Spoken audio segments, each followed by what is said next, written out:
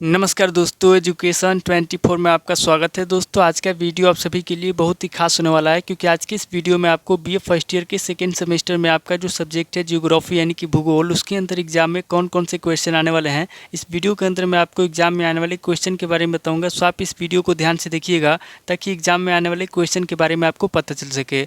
और जो भी स्टूडेंट बीए फर्स्ट ईयर के अंदर है, जिनका सेकेंड सेमेस्टर के एग्जाम चल रहा है या फिर सेकेंड सेमेस्टर के एग्जाम होने वाला है, वो लोग कमेंट करके जरूर बताएं कि नेक्स्ट क्वेश्चन पेपर उनको किस वेट के ऊपर चाहिए, ताकि आपके कमेंट के आंसर में आपको क्वेश्चन पेपर दे सकूं। तो ये बिना किसी देरी के शुरू करते हैं और ज्योग्राफी के अंदर एग्जाम में जो भी क्वेश्चन आने वाले हैं, उन आने वाले क्वेश्चन के बारे में जानते हैं। तो यहाँ पे सबसे पहले हम लोग लघु उत्तरीय प्रश्नों के बारे में जानेंगे। तो लघु उत्तरीय प्रश्नों में पहले प्रश्न की बात की जाए तो यहाँ पे आपका पहला प्रश्न दिया हुआ है, भूटिया के निवास क्षेत्र, अर्थतंत्र एवं समाज के विवरण दीजिए। पहला क्वेश्चन कह रहा है जो भूटिया है, यहाँ पे आपको सबसे पहले भूटिया के निवास क्षेत्र के बारे में बताना है, अर्थतंत्र के बारे में बताना है और उसके समाज के बारे में बताना है।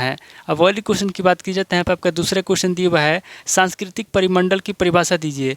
दूसरा क्वेश्चन कह रहा है जो सांस्कृतिक परिमंडल है, यहाँ पे आपको सांस्कृतिक परिमंडल की परिभाषा देना है। अब अगले क्वेश्चन की बात की जाए तो यहाँ पे आपका तीसरा क्वेश्चन दिया हुआ है, सांस्कृतिक प्रसार किसे कहते हैं या कितने प्रकार का होता है। तीसरे क्वेश्चन कह रहा है कि सांस्कृतिक प्रसार किसे कहते हैं, यहाँ पे आपको सबसे पहले सांस्कृतिक प्रसार के बारे में बताना है, उसके बाद आगे आपको बताना है कि सांस्कृतिक प्रसार कितने प्रकार का होता है। अब अगले क्वेश्चन की बात की जाए तो यहाँ पे आपका चौथा क्वेश्चन दिया हुआ है, घुमाकर पशुपालन पर संक्षिप्त टिप्पणी लिखिए। चौथा क्वेश्चन कह रहा है जो घुमक्कड़ पशुपालन है, यहाँ पे आपको घुमक्कड़ पशुपालन पर संक्षिप्त टिप्पणी लिखना है। अब अगले क्वेश्चन की बात की जाए तो यहाँ पे आपका पांचवा क्वेश्चन दिया हुआ है, मानवीय अर्थव्यवस्था का वर्णन कीजिए। पांचवा क्वेश्चन कह रहा है जो मानवीय अर्थव्यवस्था है, यहाँ पे आपको मानवीय अर्थव्यवस्था का वर्णन करना है। अब अगले क्वेश्चन की बात की जाए तो यहाँ पे आपका छठा क्वेश्चन दिया हुआ है, मानव अर्थव्यवस्था के विकास की अवस्थाएं बताइए। छठा क्वेश्चन कह रहा है जो मानव अर्थव्यवस्था है, यहाँ पे आपको मानव अर्थव्यवस्था के विकास की अवस्था बताना है। अब अगले क्वेश्चन की बात की जाए तो यहाँ पे आपका सातवां क्वेश्चन दिया हुआ है, भारत में मकानों के प्रकार बताइए। सातवां क्वेश्चन कह रहा है जो मकान है, मकान कितने प्रकार के होते हैं, यहाँ पे आपको भारत में मकानों के प्रकार बताना है। अब अगले क्वेश्चन की बात की जाए तो यहाँ पे आपका आठवां क्वेश्चन दिया हुआ है, जनसंख्या घनत्व के प्रकार बताइए। आठवां क्वेश्चन कह रहा है जो जनसंख्या घनत्व है, यहाँ पे आपको जनसंख्या घनत्व के प्रकार बताना है। अब अगले क्वेश्चन की बात की जाए तो यहाँ पे आपका नौवां क्वेश्चन दिया हुआ है, प्रवास के प्रकार बताइए। नौवां क्वेश्चन कह रहा है जो प्रवास है, प्रवास कितने प्रकार का होता है, यहाँ पे आपको प्रवास के प्रकार बताना है। अब अगले क्वेश्चन की बात की जाए तो यहाँ पे आपका 10वां क्वेश्चन दिया हुआ है, अनुकूलतम जनसंख्या का तात्पर्य बताइए। 10वां क्वेश्चन कह रहा है जो अनुकूलतम जनसंख्या है उसका क्या तात्पर्य है, यहाँ पे आपको अनुकूलतम जनसंख्या का तात्पर्य बताना है। अब अगले क्वेश्चन की बात की जाए तो यहाँ पे आपका 11वां क्वेश्चन दिया हुआ है, नव निश्चयवाद की संकल्पना बताइए। 11वां क्वेश्चन कह रहा है जो नव निश्चयवाद है उसकी क्या संकल्पना है, यहाँ पे आपको नव निश्चयवाद की संकल्पना बताना है। अब अगले क्वेश्चन की बात की जाए तो यहाँ पे आपका 12वां क्वेश्चन दिया हुआ है, अमेरिकन भूगोलविद्ताओं में कुमारी सैंपुल का योगदान बताइए। 12वां क्वेश्चन कह रहा है जो अमेरिकन भूगोलविद्ता है, यहाँ पे आपको अमेरिकन भूगोलविद्ताओं में कुमारी सैंपुल का योगदान बताना है।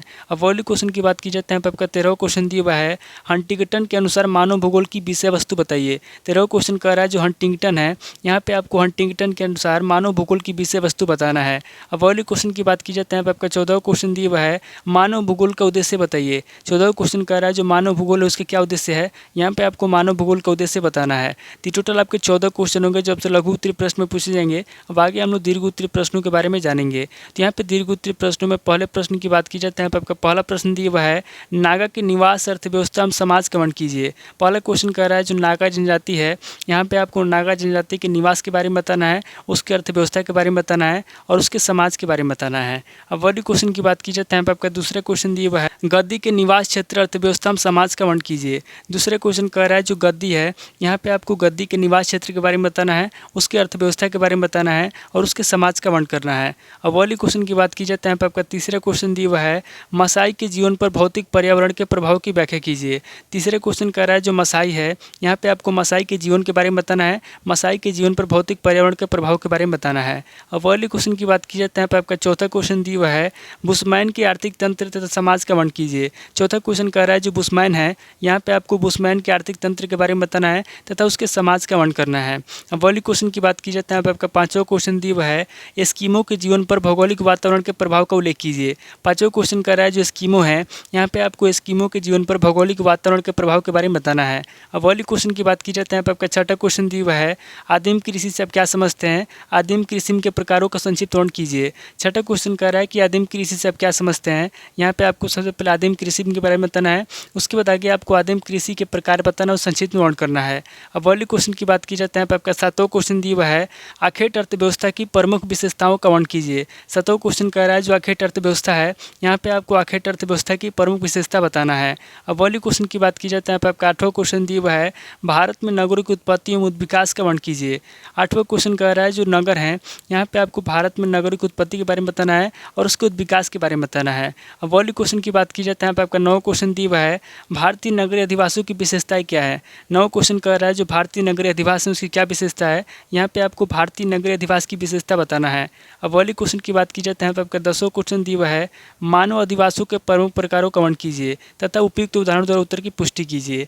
10वां क्वेश्चन कर रहा है जो मानव अधिवास है, यहाँ पे आपको सबसे पहले मानव अधिवासों के प्रमुख प्रकारों के बारे में बताना है, उसके बाद आगे आपको उपयुक्त उदाहरण द्वारा उत्तर की पुष्टि करना है। अब वाली क्वेश्चन की बात की जाए तो यहाँ पे आपका 11वां क्वेश्चन दिया हुआ है भूतल पर जनसंख्या घनत्व को प्रभावित करने वाले कारकों की विस्तृत व्याख्या कीजिए। 11वां क्वेश्चन कर रहा है जो भूतल पर जनसंख्या घनत्व है, यहाँ पे आपको भूतल पर जनसंख्या घनत्व को प्रभावित करने वाले कारकों की विस्तृत व्याख्या करना है। अब वाली क्वेश्चन की बात की जाए तो यहाँ पे आपका 12वां क्वेश्चन दिया हुआ है मानव भूगोल में राइटिजल के योगदान की विवेचना कीजिए। 12वां क्वेश्चन कर रहा है जो मानव भूगोल है, यहाँ पे आपको बताना है कि मानव भूगोल में राइटिजल की क्या योगदान है उसके बारे में आपको बताना है।